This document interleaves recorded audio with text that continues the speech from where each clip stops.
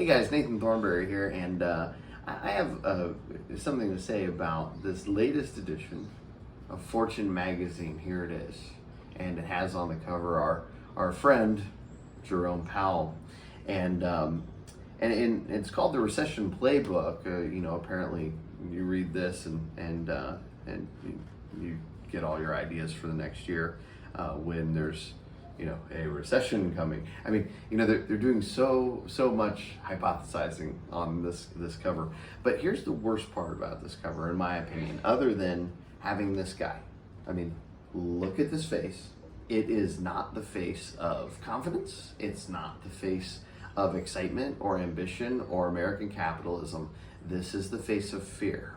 And for whatever reason, the idiots running the Fed have decided to put this man in front of our faces for long press conferences, like every single day. And that's not doing us any good. It's, creating fear. And that Loretta, the other governor on the board of the Fed from Cleveland, has proven over and over again that the Fed doesn't know what they're doing. Go listen to any of her talks, go listen to any of her statements lately, and you will actually hear her say, I'm not kidding about this, I'm giving you word for word quote from Loretta. She said, we're talking to business owners, we're getting their feedback.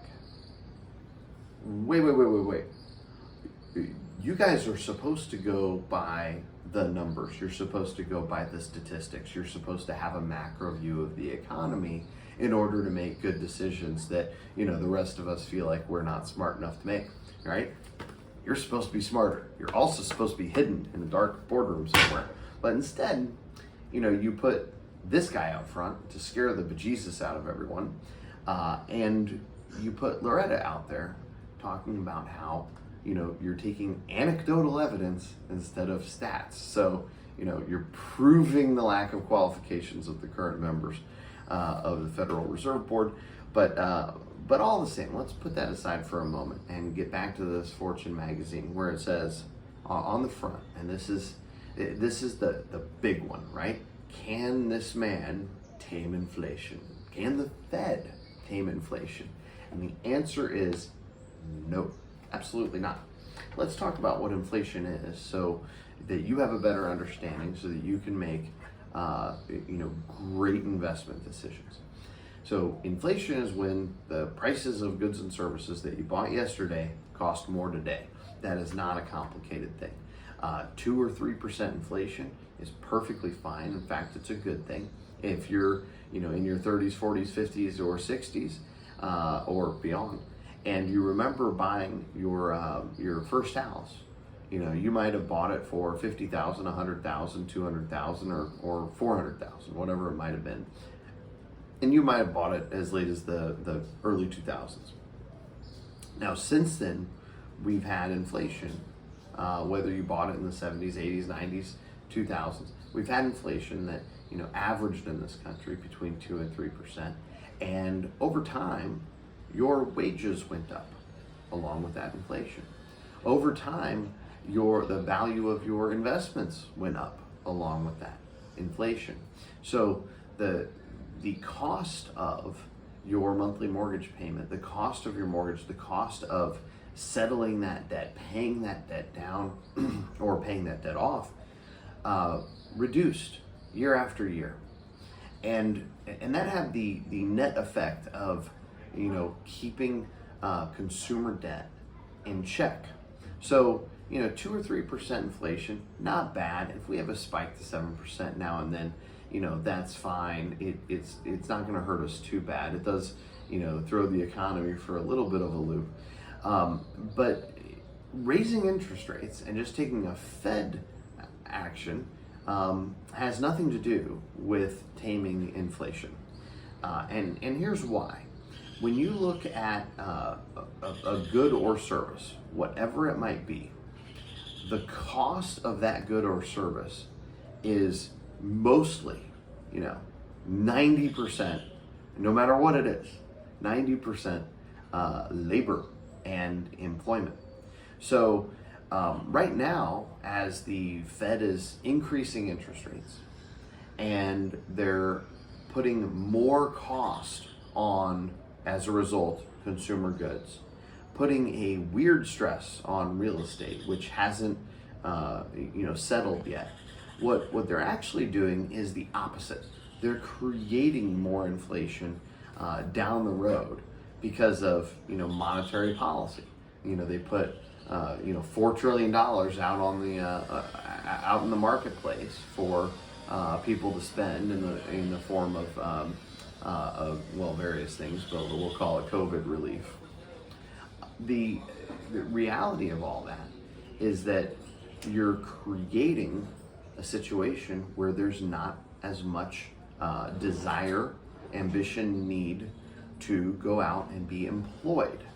So that then creates a competition for employees that benefits them and moves their wages up disproportionately to the market.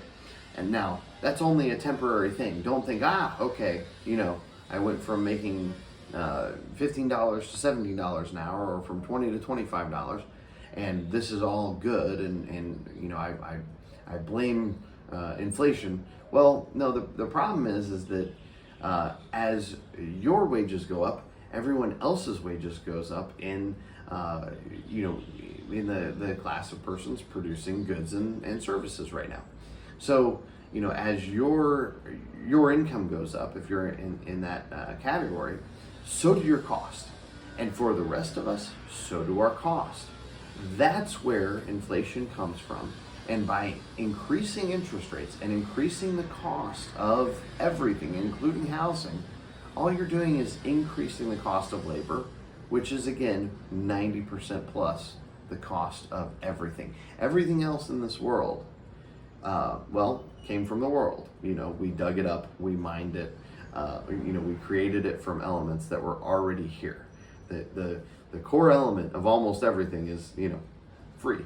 The labor that it takes and the technology that it takes to go and get it, that's where the expense is. And Jerome Powell and the idiots at the Federal Reserve Board are doing nothing but increasing that and creating their own inflationary environment because they don't understand economics. And I know that says a lot, or that's saying a lot for somebody with, that doesn't have the same qualifications as them, didn't go to Stanford or Harvard or any school for that matter. Like who is this guy? Or, how are you qualified for this? Well, the NASDAQ was down 28% since the beginning of 2022, and I'm up 10%. And as far as net worth category goes, I'm very much in the same category as many of these folks. And that didn't happen by accident. So, Jerome, get off the TV. Stop doing interviews. We don't need to hear how the sausage is made.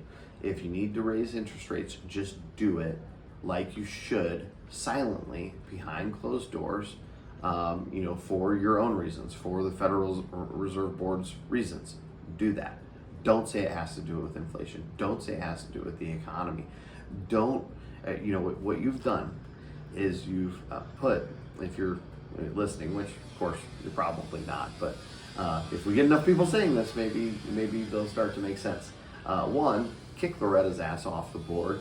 She's gone out and stated that she doesn't use facts and figures, that she uses anecdotal evidence, just talking to business owners. Oh my God. Are we saying this for PR reasons?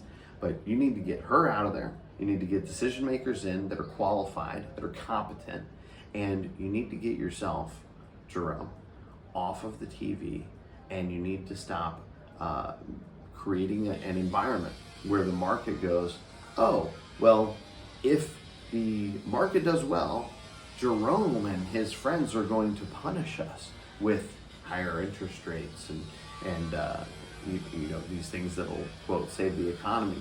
But if the economy does shitty, they're going to do the opposite. They're going to relieve some of the higher interest rates and some of the interest rate increases that they've done so aggressively, that have been done so aggressively and without any consideration for what it does to all of the other parts of the marketplace. Guys, figure it out. The good news is, okay, so if you're watching this and going, wow, those are a lot of words, and I would like to agree with you, Nathan, but what can actually be done about it? Well, one, scream loud as hell about this guy. And when I say loud as hell, don't do it in such a way that the media thinks they need to put him on the TV more. Scream to your friends about how the Federal Reserve Board needs to not be involved in your life. That would be number one. And number two, don't worry about it. Just ignore it. The sooner everyone ignores this person, like they did Dr. Fauci eventually, the sooner they ignore this face of dread, the sooner we get over it. And here's some really good news for all of you.